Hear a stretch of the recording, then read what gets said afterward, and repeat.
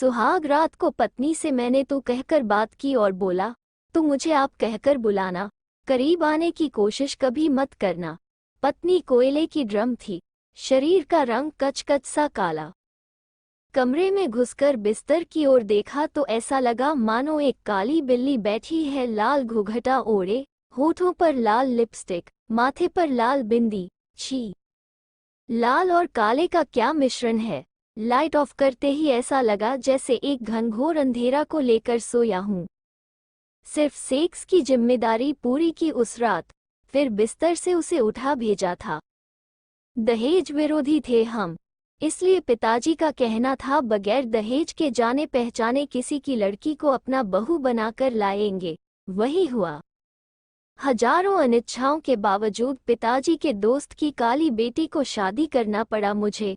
College के selfie boy को एक ऐसी बीवी मिली कि जिंदगी में कभी बीवी के साथ सेल्फी खींचना नहीं हो पाएगा। दोस्त बीवी को लेकर घूमने बुलाते, पर मैं उसे नहीं ले जाता, शर्म आती है। रात को देर से घर लौटता हूँ, तब भी वो जागी रहती, खाना परोसती। बात नहीं करता मैं, कैसे बोलता।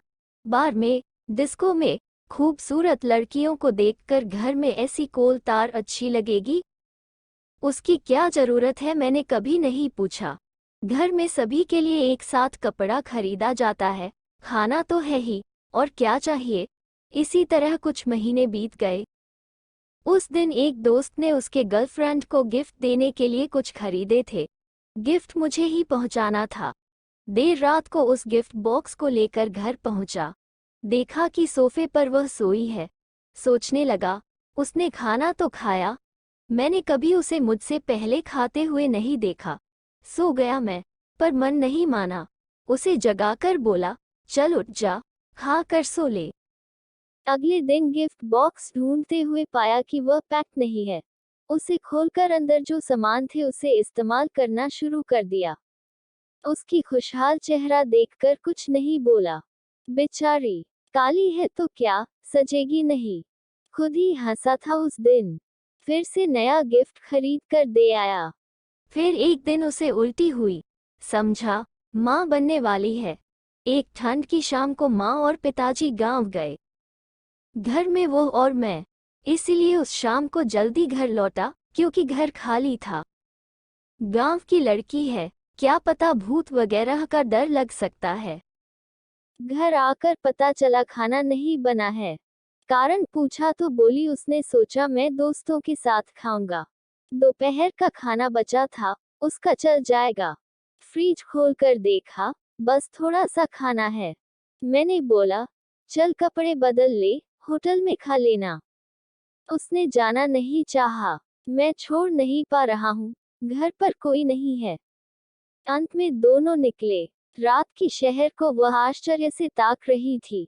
मैंने कहा, हाथ पकड़ वरना भीड़ में खो जाएगी।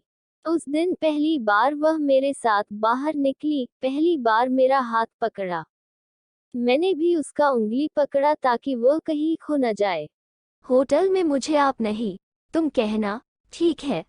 उसने सिर हिलाया, लेकिन होटल में खाते समय उसने मुझे एक बार भी नहीं बुलाया। उल्टे मैंने उसे पूछा, तुम और कुछ खाओगी? उस दिन देखा फेस क्रीम का ट्यूब काटकर क्रीम बाहर कर रही है। चिढ़कर बोला, क्रीम नहीं है बोल नहीं सकती तू। उसी दिन उसने मुझे शैम्पू मांगी थी। मैं उस दिन उसे लेकर बाजार गया, कॉस्मेटिक्स खरीदने। बहुत सारे दोस्तों ने देखा, पर सभी ने भाभी कहकर उसे बहुत इज्जत दी। सभी ने 3 दिन बाद होने वाले अड्डे में उसे आने का अनुरोध किया।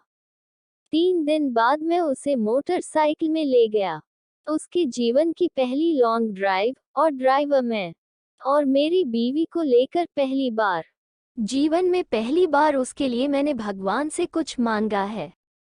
यही कि वो स्वस्थ रहे, क्योंकि वो आज माँ बनेगी, मैं पिता। पता नहीं कहाँ से मुझे इतना रोना आ रहा है। हॉस्पिटल में बार बार उसके पास जा रहा हूँ। वो जितनी बार मेरा हाथ पकड़कर बोल रही है उसे डर लग रहा है, उतनी बार मैंने उसे बोला, डरना नहीं, मैं हूँ तुम्हारे साथ। उस दिन उसने किसी को नहीं, सिर्फ मुझे खोजा। बार बार मुझे पास रहने को बोल रही थी और मैं बार बार पर्दा हटाकर उसे देख रहा था। उसे सीजेरियन के लिए ले जाया गया। बच्चा मिला मुझे, पर उसे खो दिया। उसका शरीर पकड़कर उस दिन बहुत रोया था। ऐसा लग रहा था जैसे कलेजा फट गया है। आज भी उसके कब्र के पास भागता हुआ जाता हूँ। चिल्लाकर बोलता हूँ, लौट आओ तुम, एक रात तुम्हारे साथ बातें करना बाकी था। तुम्हारे साथ एक सेल्फी खींचना था। पता है, उसे प्यार नहीं दे पाया। पर आज समझ रहा हूँ क्यों अब भी मेरे छाती का बायां हिस्सा हल्का हल्का दर्द करता है। कहानी को अंत तक सुनने के लिए आपका बहुत धन्यवाद।